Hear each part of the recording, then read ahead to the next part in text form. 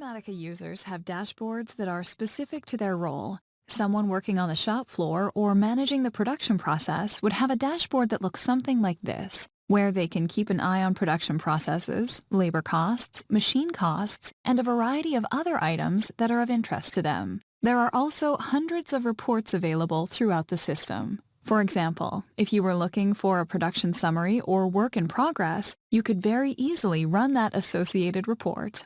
To get us started, I've selected a stock item for a finished good, which is the printed circuit board. You can see that we do support several item types, including finished goods, component parts, and subassemblies. Acumatica Manufacturing Edition can help you support automatic unit of measure conversions. For example, if you are purchasing in pallets and selling by the each.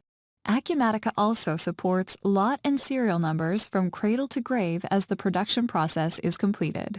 Under the Manufacturing tab, we see the default bill of materials that this finished good is linked to. We can also make decisions about replenishment options, including the source of the replenishment, the manufacturing lead time, and the required lot sizes and min-max order quantities. As we drill into the bill of materials for this item, we can start to evaluate the necessary steps and materials required to complete this production. Bills of material are integral to the production process. Configuring them correctly is the key to calculating costs, time, and labor for your organization. Acumatica Bill of Materials can be warehouse-specific, and we can also support multiple revisions of a bill of materials based on the effective start and end dates. In the center of the screen, we see our routing steps, or operation numbers. Each of these routing steps includes setup time for each work center. For example, how long does it take to clean the area or collect the materials that are required for that particular operation? It also includes the run units and run time, as well as the machine units and machine time. In other words, how many pieces are we producing per hour? You can also choose to backflush labor and materials within Acumatica, which will automatically create journal transactions for the associated labor and materials for your production. Or you can choose to manually issue your labor and production to each one of the production orders. Each operation number or routing step is associated with a work center. These work centers can be tied to shifts. For example, regular hours versus overtime hours. They can be assigned to labor codes, such as direct labor or administrative, and they can also be tied to machines. You can also choose to have your materials and labor backflushed automatically each time this work center is used on a bill of materials. Back on our bill of materials, we see that each operation number or routing step is tied to these 4 tabs at the bottom: materials, steps, tools, and overhead. For example, what materials are required in this specific routing step or operation number? We need our circuit board and resistor to be gathered in order to complete the assembly. We can also communicate the steps that are required to the individuals on the shop floor. For example, place the resistors as shown on the drawing. You can attach files to your routing steps, including pictures, maps, diagrams, and even videos. You can define tooling for each routing step at the bill of material level, and you can also dictate overhead.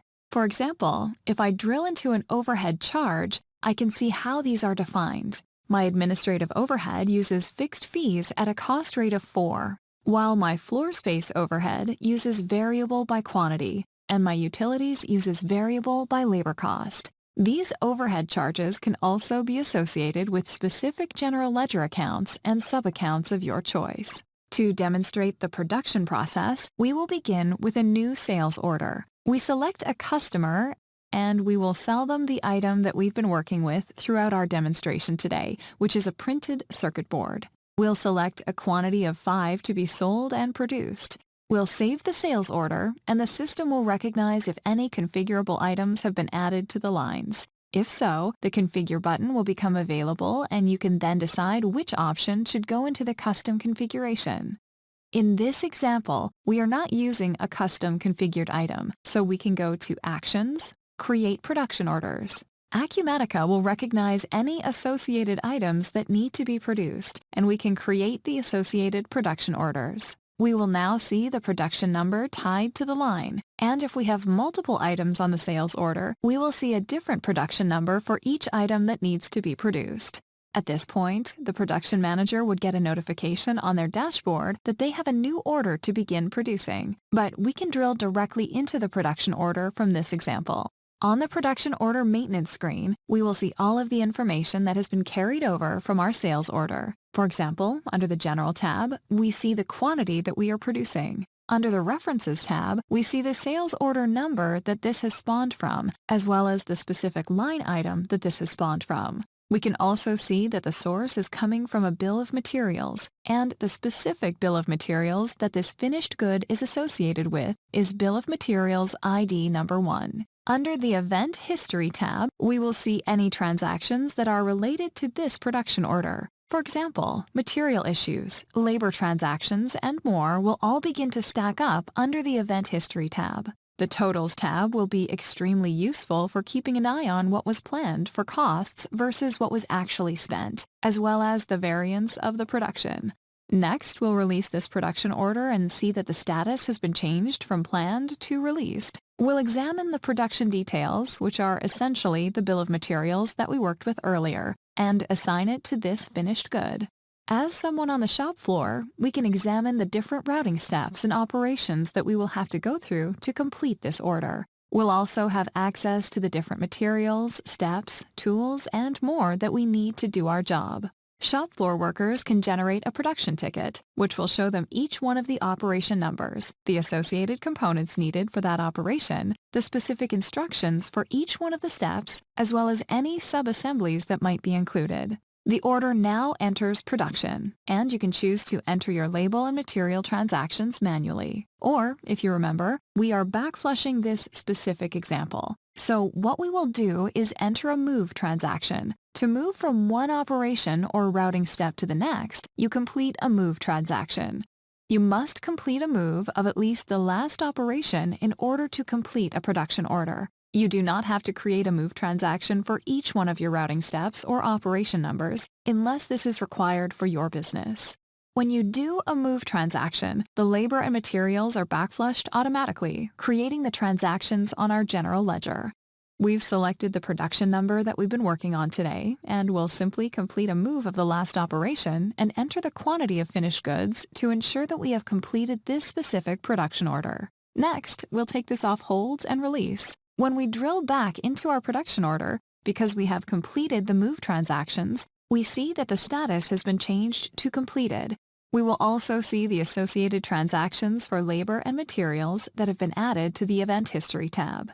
We can even see the batch numbers that are associated and drill down if necessary.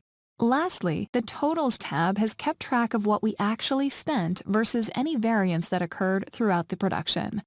At any time during this production, we could have returned to the production details screen to see the status of each one of our routing steps. That way, we would know what is in process versus what has actually been completed. We can also get this information from the Work in Process report that I alluded to earlier. We can check out the production summary at any time.